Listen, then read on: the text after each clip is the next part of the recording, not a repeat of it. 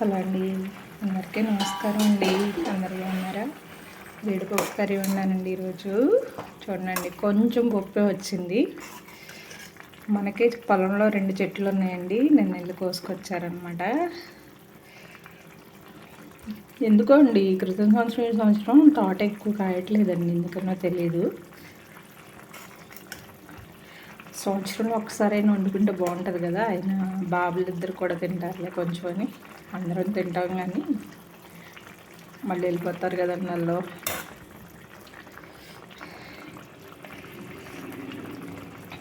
మళ్ళీ బాగుంది కదండి కూర. నేను అల్లం వెల్లుల్లిపాయ పేస్ట్ అయ్యానండి, ఎందుకంటే మా ఇంట్లో ఎక్కువ మసాలాలు తినం. నేను కారం ఆడిచ్చేటప్పుడు ఏం చేస్తానంటే ధనియాలు, జీలకర్ర, లవంగాలు, దాల్చిన చెక్క అన్నీ వేసేసి ఆడిచ్చేస్తానండి.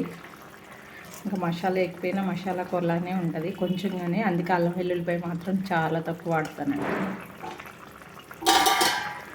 ఇప్పుడు మనకి వెన్న ఉంటుంది కదండి, అదిగోండి మేగడ. ఇది మేగడండి. ఈ మేగడ్ని ఒక 4-5 రోజులు ఫ్రిడ్జ్లో ఉంచానండి. ఫ్రిడ్జ్లో ఉంచిన మేగడ అనమాట.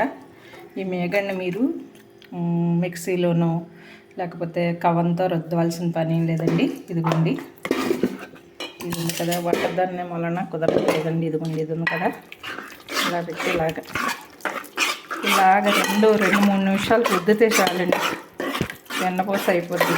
2-3 నిమిషాలు కూడా పట్టదండి నాకు తెలిసి. చాలా ఈజీ అండి వెన్నపూస తీయడం.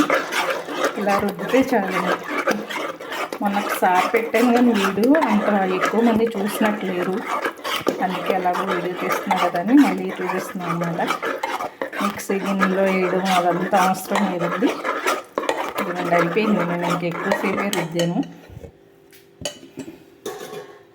ఇదిగోండి, చూసారా, వెన్న రెడీ. అదిగోండి చూసారండి. ఇంకా 4-3 సార్లు కడిగేసి నెయ్యి చక్కగా కాసేయడమేనండి. మంచి స్మెల్తో గుమగుమలాడిపోతుంది నెయ్యి. అస్సలు ఏమక్కర్లేదండి. ఈ గరిటతో తిప్పుకుంటే, ఏ గరిట అయినా పర్లేదు, తిప్పుకుంటే 4-5 రోజులు ఫ్రిడ్జ్లో పెట్టిన తీసి ఒక అరగంట గంట బయట పెట్టి తర్వాత గరిటతో ఇలా తిప్పితే వెన్నపూస ఈజీగా వచ్చేస్తుందండి. ఇదిగోండి జీడిపప్పు కూర, గుమగుమలాడి జీడిపప్పు కూర తింటాక అందరూ రండి.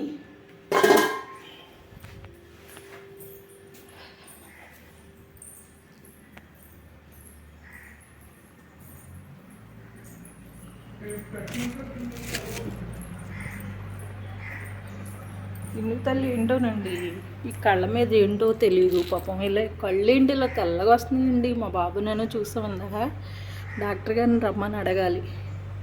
ఎందుకు కట్టేసి ఉంచానంటేనండి,